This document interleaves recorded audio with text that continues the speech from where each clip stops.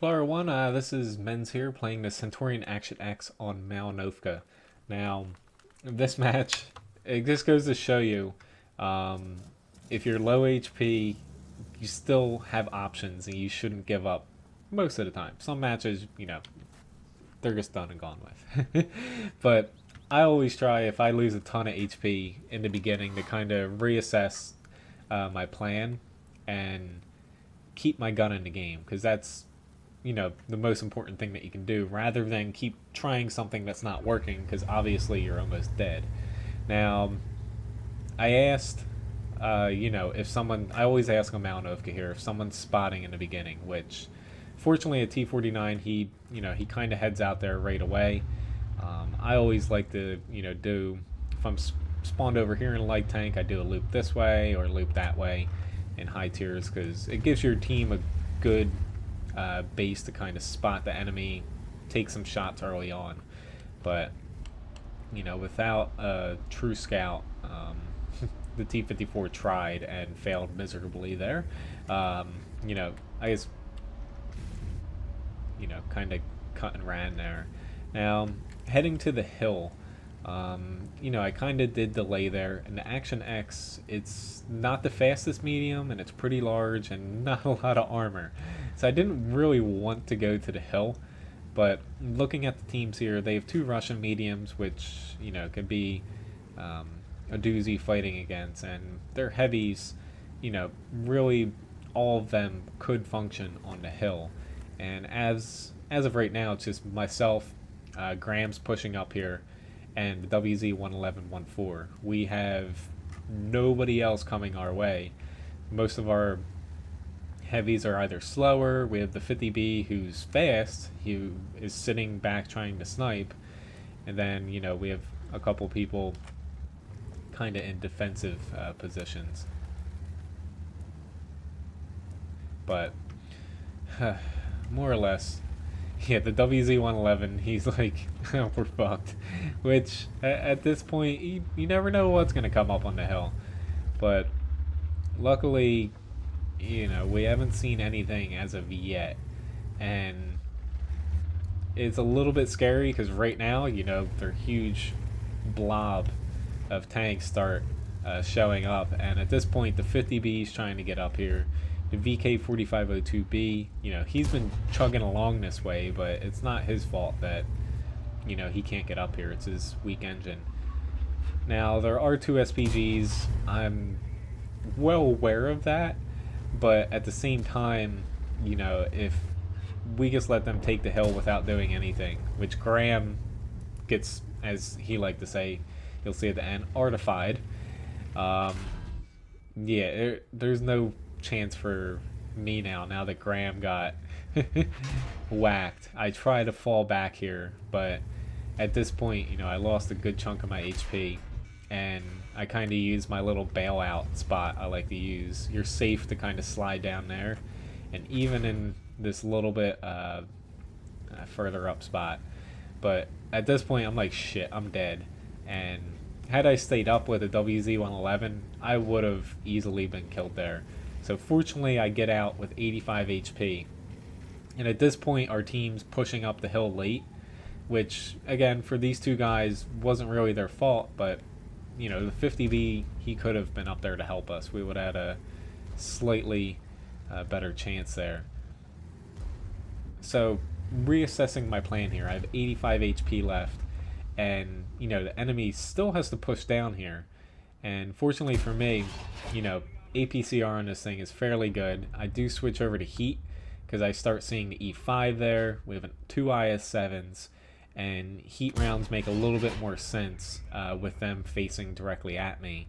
Now, the IS-7 and T-10, well, that IS-7 died. They start pushing within my V range here.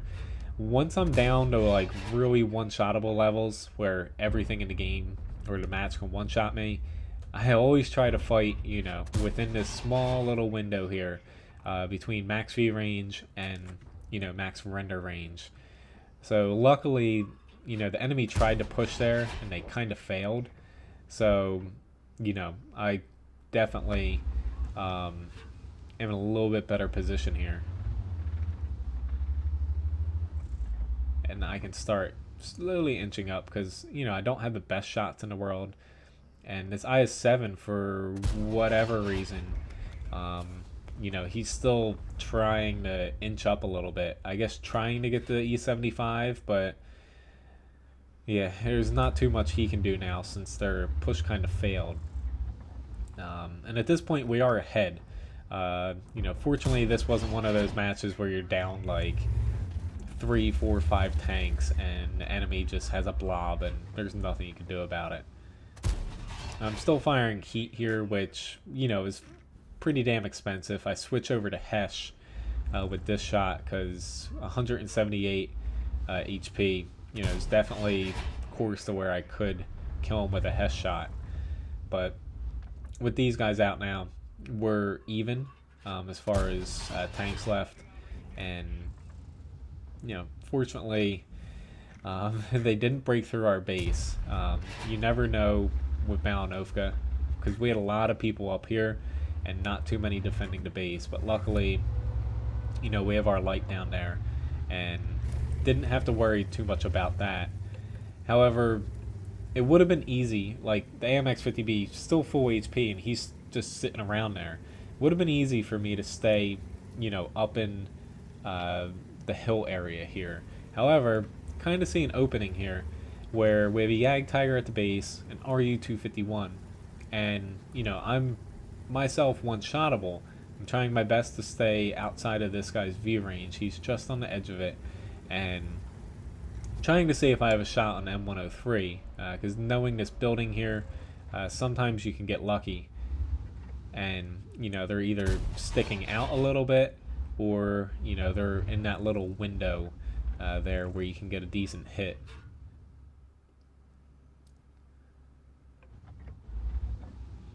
Because at this point, they killed the T-54E1 on the hill.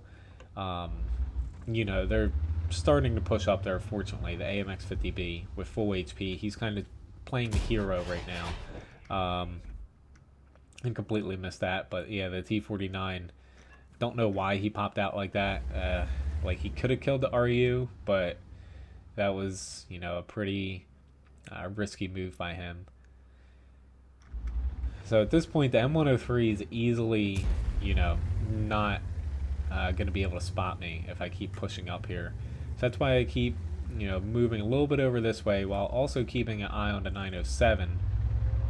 Because he's getting to a point where, you know, he's kind of the only one out there. And if he drops down far enough, I can have shots on him. Which, fortunately, this T-55A starts kind of, you know, putting some pressure on him.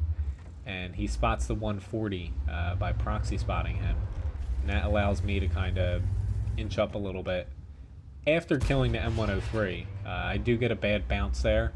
M103 does have some resemblance of armor, but the M103, I guess, thought the base was open, which might, you know, have been the case with the Yag Tiger being the only one, but unfortunately, you know, the M103 made that mistake because I wasn't looking forward to pushing into him. And that opens up, you know, this opportunity for me to take out the 140. Or I think I take the 140 out. This was an excerpt from my live stream. And I'm, you know, doing the voiceover now.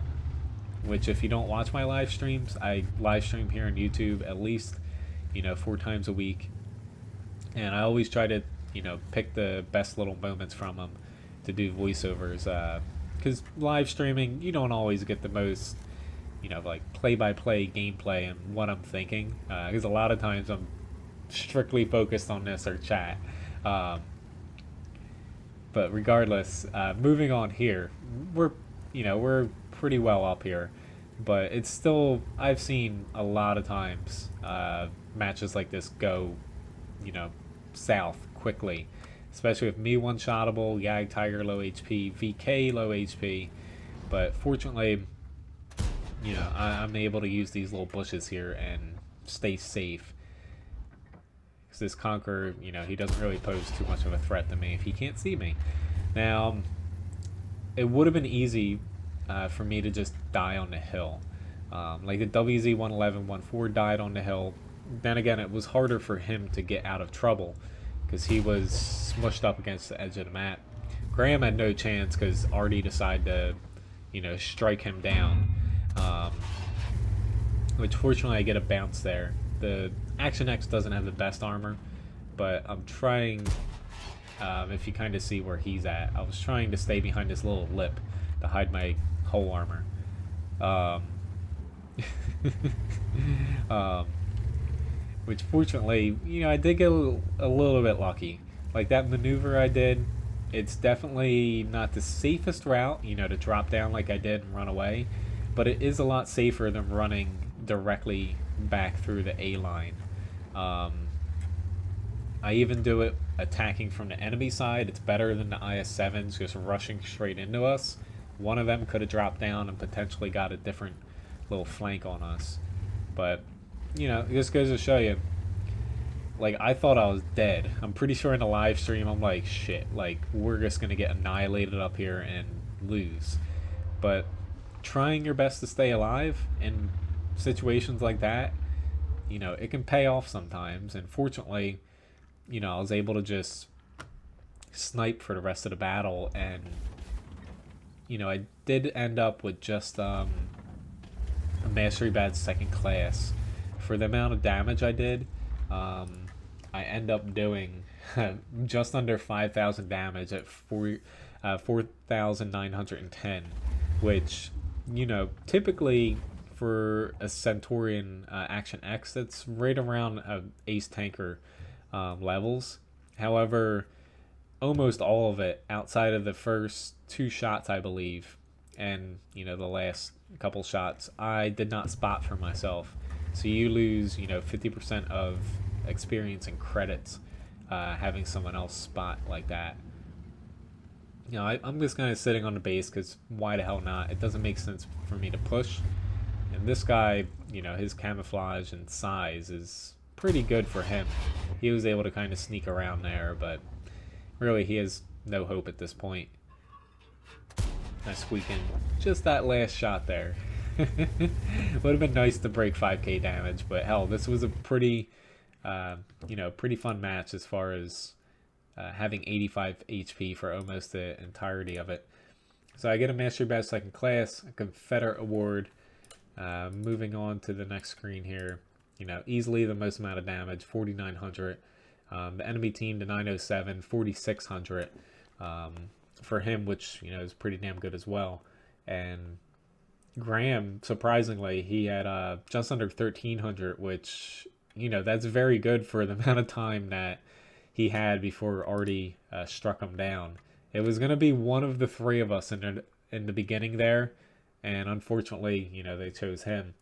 And then moving on to the last screen here, didn't really do much else. Just one shot I blocked from that Conqueror at the end when he hit my turret, and just 953 assist damage. But looking at the damage I did, 4,110 of it came from over 300 meters, which, almost all of that, if not, I would say every single shot of that, someone else was spotting for me, I believe.